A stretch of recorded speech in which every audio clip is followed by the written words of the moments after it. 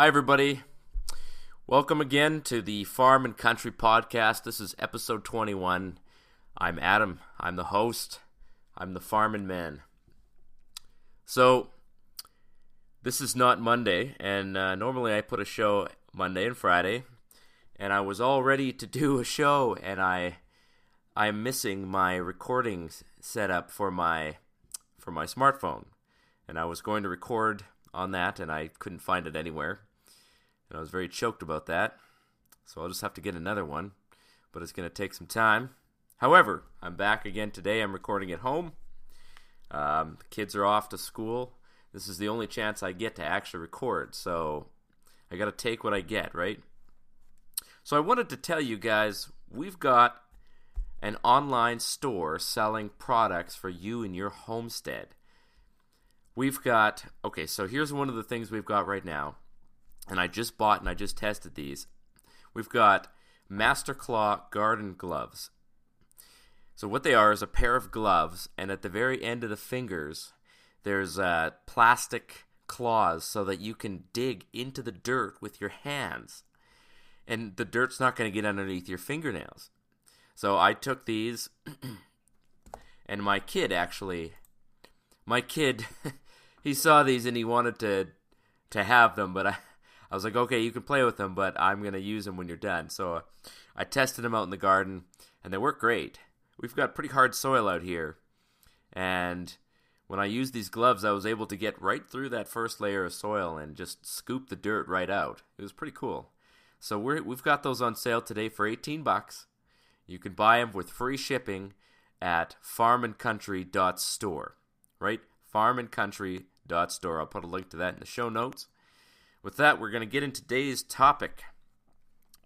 I wanted to talk about protecting your garden from rabbits, and there's a specific reason I picked this topic today is because when I woke up this morning, there was a rabbit, a dead one, in my living room. I don't know how it got there, and quite honestly, there's a couple of options, and none of them are amazing. It was also bleeding a little bit, which is kind of nasty. Sorry if I'm grossing you out here, but it's just, you know what, if you're going to be a homesteader, you got to be able to handle this kind of stuff. You're going to walk into your living room someday, you're going to find a dead bird on your living room floor, or in your kitchen sink, or you're going to hear it in your fireplace, or something like that. If this kind of thing grosses you out, you know what, just rethink your desire to leave the city, because out here in the country, there are gross things happening all the time. Animals are doing it. You know, there's dead animals, there's dead gophers, there's flies. So anyway, I found this dead rabbit on the living room floor. It was pretty fresh. So we picked it up and disposed of it, and I thought, you know, there's a lot of rabbits that are kind of populating out here. I don't have a garden this year, but I've had gardens in the past, and I'm planning to have a garden next year, in fact. You know, we actually could have done it this year, but things didn't work out. So anyway, a lot of people have rabbits that come and munch on their vegetables in their garden. And they're always saying, you know, how do we get rid of these rabbits? How do we stop rabbits from coming in and killing our plants, from munching on our plants? So I wanted to talk about this. Think about what you're doing when you're building a garden, right? You are putting a bunch of nutritious and, you know, designed to be eaten plants out in an area where wildlife lives. And if you don't think that wildlife is going to come and sample your delicious produce, then I don't know if you understand how nature works. Let me educate you. If you plant a garden and get any kind of growth out of it, you are going to have animals coming and munching on it, whether it be slugs, deer, or whatever. So today we're going to talk about rabbits specifically, because there are some ways to keep rabbits out of your garden, or at least minimize the damage that they cause, right? Sometimes the best you can do is just minimize the damage. And if you have a big enough garden, I mean, they're going to get some damage from animals and from insects, but generally speaking, you'll be able to keep most of your produce because you'll have enough. And I sometimes you just got to share. You got to share your produce, but there's other ways to keep rabbits from your garden. So let's talk about one of the first things that you can do. If you have tall grass around your garden, you need to keep that either grazed down or trim it. Trim it as short as you can get, because rabbits primarily love to eat grass. They are herbivores. They eat grass, and they make their nests in grass. And I just watched a video on this the other day. A guy who does landscaping came out, and he was pointing out to people that rabbits build nests in grass, and he found 2 nests. And so what you're looking for, if you're looking for a rabbit's nest, well, you can call them a hare too, I suppose, but you're looking for what looks like a patch of dead grass in a circle. And when you peel up the top layer of dead grass, you're going to find a bunch of rabbits underneath, like baby rabbits. And most people think, well, there's no mother nearby. They must be abandoned. No, they're not abandoned. Rabbit mothers will leave their kits, and they will go find food, and they'll bring back food once or twice a day. They'll check on their broods once or twice a day. But generally speaking, the mother will not be around the kits, because the kits are actually pretty safe as long as they stay hidden.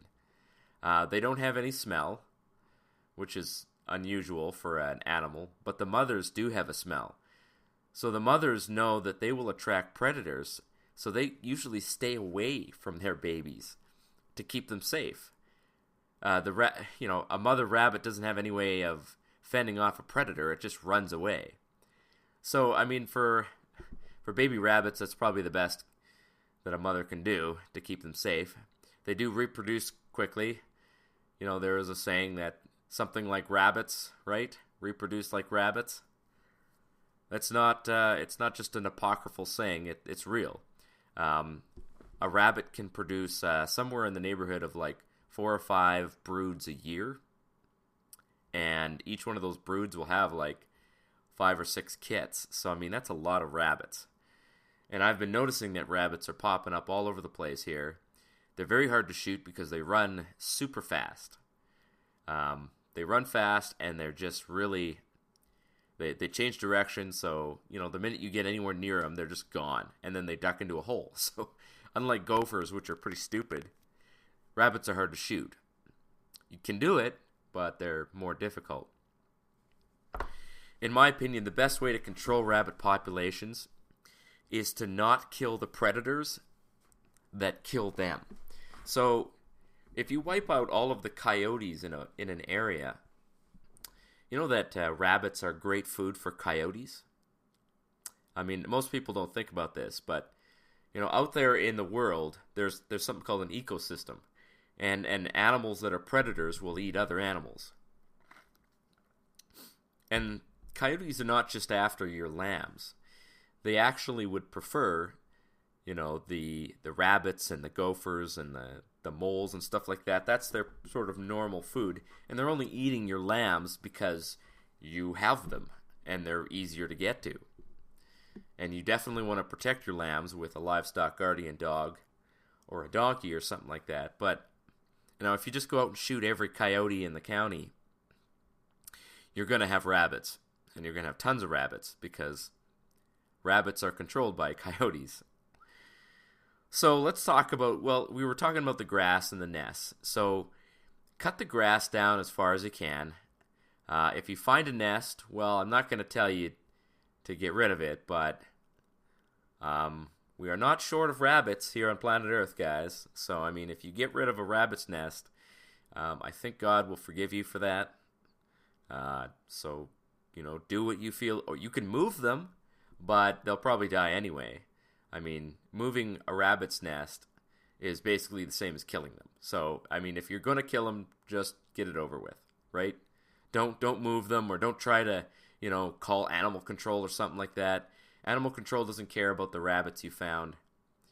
They're just going to tell you to move them, or they're going to tell you not to touch them because they'll grow up and they'll move along pretty quickly. And you can leave them if you want. Baby rabbits are not going to kill your garden. The adults will.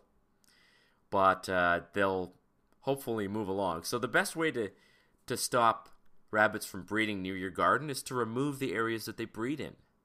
So get rid of the tall grass. Make sure that there aren't any...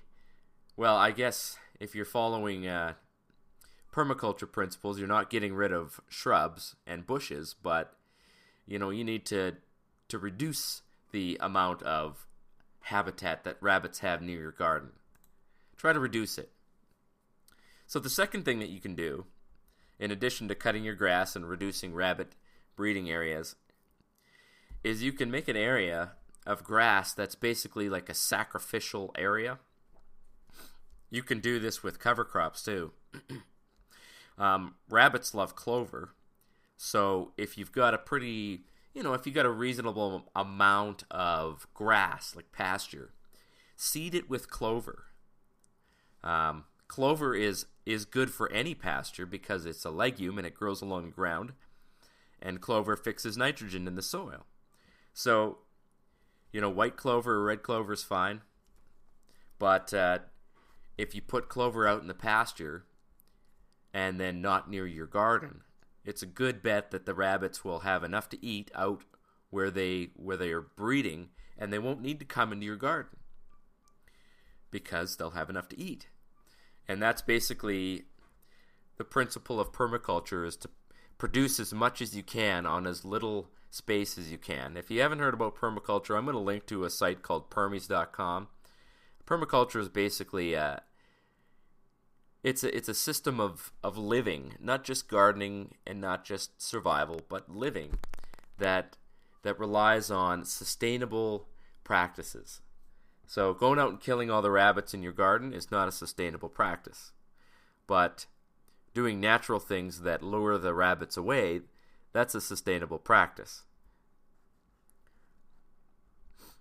So, the third thing that you can do to keep rabbits out of your garden, it's probably the most effective way, but it's not foolproof, of course, is a fence. So a lot of people think that a rabbit fence needs to be a mesh, and they're not wrong about that. But there's something that you need to know about rabbits, and this is something that you should know about rabbits if you know anything about animals at all, is that rabbits can, and they do, dig. Now the beauty of a fence is that it's not just for rabbits, it's for everything. If you've got cats like to dig in gardens. Although if you've got a cat and you have a sandbox area for the cat will probably use that instead of your garden. Again, there are ways to keep animals from digging up your garden, and you just got to ask yourself, why are these animals doing this to my garden? And if the answer is because there's nowhere else for them to do it, well, then you know exactly what you need to do. You need to provide an area for them to do what they naturally want to do. So cats love to dig and poop. So give them an area to dig and poop. Make a little sand pit away from your garden. Now you can also build a fence, and a fence needs to be made of wire mesh, of course. But there's also something that the fence needs to be doing, and the fence needs to go underground. So there's a couple ways to do this. The fencing should probably be going at least 6 feet underground. At least 6 feet. Okay? Because rabbits will dig underneath the fence. And if they come up to your fence, they'll just dig right underneath it. And they'll push a hole, and they'll push the bottom of the fence up, and they'll just wiggle right underneath. They're pretty small animals. They can get underneath some pretty small spaces. They're like an octopus. Except an octopus lives in water. So if you see a rabbit in water, it's probably dead. Just a pro tip there. So 6 feet under the ground, you can use 1.5 inch chicken wire. Sorry, not 1.5 inch. 1 inch or 2 inch. I don't think it comes in 1.5 inch, if I'm not mistaken. Oh, maybe it does. I don't know. But chicken wire isn't very strong, so it's a good bet that you'll be replacing your fence within a few years, especially if you have any animals that are larger than a small dog, because any kind of animal pressing up against your chicken wire is gonna deform it and squish it and put holes in it. So, just prepare yourself to have to replace this fencing every now and then. But, if you care about gardening and you want to protect it, you have to work. And part of working to protect your garden is, surrounding it with a safety net so that animals can't get at it. You're not going to be able to harvest very many plants if animals just have free and open access to your garden. You can also use the fencing as a deer protection too, except you're going to need to make it quite high. If you've got deer in your area, deer can jump, I believe they can jump 8 or 9 feet. Now, don't quote me on that, because we don't have a lot of deer out here. We're on the prairies, but I believe they can jump quite high. So you're going to need a high fence for deer. And if you're trying to grow a garden in the middle of the forest, I sympathize with you, because you've got quite a challenge on your hands. That's it's not an easy thing to do. Raising any kind of animals or gardens out in forested areas, that's challenging. Whether it be sheep or whether it be cows, you've just got way more predators. You've got way more animals trying to eat your stuff. But, it's nice to be out in the forest, so I don't blame anybody for wanting to be out there. You've just got your challenges ahead of you. So, I wanted to talk about one more type of fence, and that is a fence made out of natural twigs, and it's called a wattle fence. And I've never tried this, but I wanted to tell you about it because it sounds kind of cool. And basically what you do is you're going to plant willow. And willow is a tree that transplants very easily. So you can actually take willow cuttings and you can stick them in the soil, and they will root into new willow trees. So what you do is you take these willow sprigs, root them in the soil, and when they sprout and produce, branches, you weave them together into a fence. And this is called a wattle fence, W-A-T-T-L-E, and it's a very old and ancient technique for building a fence. And I believe it would be pretty effective for rabbits, because not only have you got an above ground fence, like the barrier of the willows that are woven together, but you've also cut the roots, and the rabbits are not going to be able to easily dig through the roots. They might be able to. They might be able to push their way through at some point. If they're really determined to get in there, they'll find a way. I mean, don't kid yourself, but it'll be much more difficult for them to get in there. And even if one does slip through, well, I'm sure you know how to deal with that. If you've got a cat or something like that, the cat can keep an eye out. It's a measure of protection. So that's called a wattle fence, and it's made out of living willow branches, which you plant into the ground. You can put rooting compound on the cut ends, and they'll root in the ground as long as you water them. It might take a few years for it to be established, but it's a good way to make a cool-looking fence without spending a lot of money. You do need to have, obviously, a willow tree somewhere around where you can cut these branches off and make yourself a willow fence. Obviously, having a willow tree nearby would be useful for other things too. And willows grow very quickly, and they're very hardy. So that's another reason to plant willows. They deal with flooding quite well. They deal with dry quite well, and they have a big long taproot that taps right into 6 or 8 feet down, pulling up water and nutrients from below ground. So that's just a reason to plant willows. So the last thing I want to do, guys, is I just want to give you an update on what we're doing out here. We're homesteaders too. I started this podcast because I wanted to help people build their dream life out on the homestead. And it's been an interesting year. I didn't know what to expect when I started this podcast, and I thought maybe I thought maybe that it would grow just sort of organically. I know that putting things on iTunes, sometimes they go viral and iTunes will promote your stuff. It didn't happen with this podcast, unfortunately. iTunes sort of just buried it, and it hasn't been getting a whole lot of downloads, and quite frankly, I'm not surprised because I haven't been aggressively promoting and working on it. I've had a lot of other things. Yesterday I rented an excavator, and I'm going to build a cement water tank. Yay! Finally, a water tank that will survive the winter. So I've already got water tanks that are buried in the ground, sort of buried in the ground, and they're surrounded by a wooden platform. And the wooden platform's starting to fall apart. And so I knew this year that this is going to have to be a project that I need to work on. So I'm going to build a ferro cement tank, and I'm going to record what I'm doing, and I'm going to show you guys how to do this.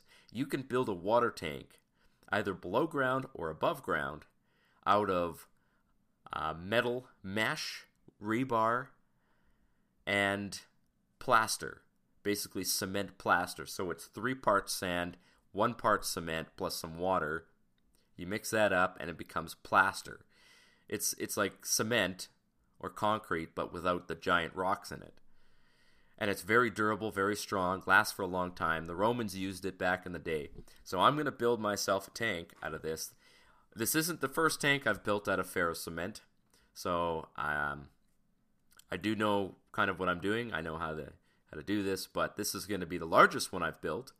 And it's going to be one that will supply my family and I with water throughout the wintertime. Well, I mean, throughout the entire year, obviously, but wintertime is really when we need that water tank to be full, because it's not like we can just go out and pump water in the wintertime. It freezes. Did you know that water freezes in the winter? Yeah, I didn't know that, apparently, when I first moved out here. So that's a project that we're working on. The sheep have been doing really well. I brought someone in to shear them the other day. That was an experience. So I'm going to have an entire episode about shearing sheep, but let's just say that putting them in a pen and running around and catching them is not the best solution to shearing sheep, guys. Shearing sheep is an art. I mean, it really is.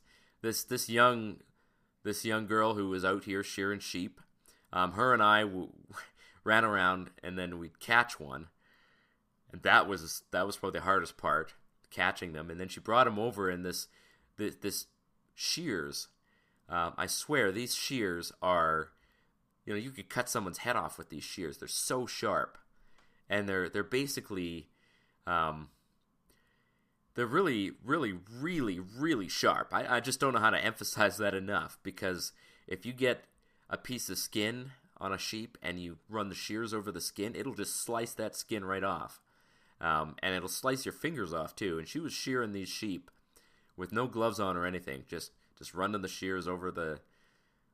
Man, it just made me cringe to see this, but it was really cool to see it. And I'm going to put out an episode on how to shear your sheep, or how to set up an area to shear if you've got someone coming to shear. Because, I mean, let's face it, guys. Most of us are not going to shear our own sheep because it's a lot of work and we don't have the tools to do it. Now, if you've got a big flock and you've got like 100 sheep, it might be worth learning how to shear, because then you can kind of do it on your own time. But, for $5, I'll bring somebody in to shear a sheep for me, because $5 is worth it. And the shearers cost like $250 to buy. So that's kind of an expense that I can't really afford. So anyway, that's it for today, guys. Hopefully you got something out of that. Protecting your garden from rabbits.